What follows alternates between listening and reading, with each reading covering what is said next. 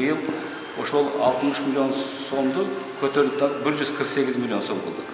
Ошондон квартальный болбойт, кварталдын эсебинен ошо зарплатаңарды арага көбөйтүп бердик. Ошондо 1,5 эсе чем баягы немеңерге 1,5 эсе кошулат. Квартальный алган суммага 1,5 эсе кошулат.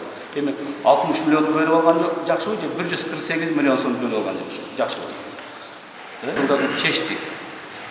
Министр менен жогорудагы фонддун төрагасы Жылдыбек Абдулахатович менен сүйлөшүп кече ал кишинин макулдугун алып, ал киши дагы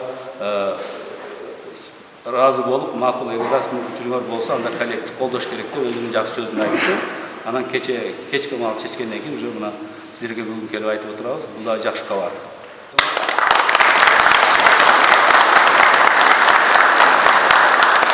Кече чечтик, кече министр менен да сүйлөшүп, андан көрө биз деп айтып коллективдин ошол айлыгын дагы 15%ке жанагы соцфонддон сырткары кылып көтөрөлүк деп уруксат алдым. Ошо Кудай буйрса ошол менен куттуктайм. Мен мындан кийин уже быйыл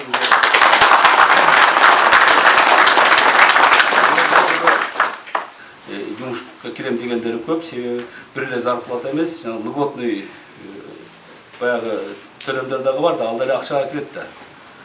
Ошондуктан Кудай буйрса Кудайдын көзү түз болсун, мындан кийин дагы Кыргызнефтегаздын коллективдин зарплатасын көбөйтүп коюп, быйыл да мына азыр март айынан баштап дагы мына таза колуңарга тийиши да 15% болуп койсо, мына соцфонддон сырткары. Деп ошону чечтик. Кудай буйрса марттын эсебинен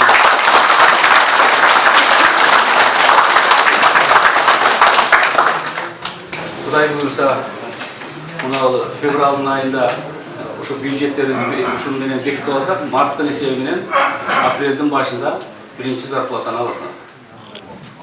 Ошол дагы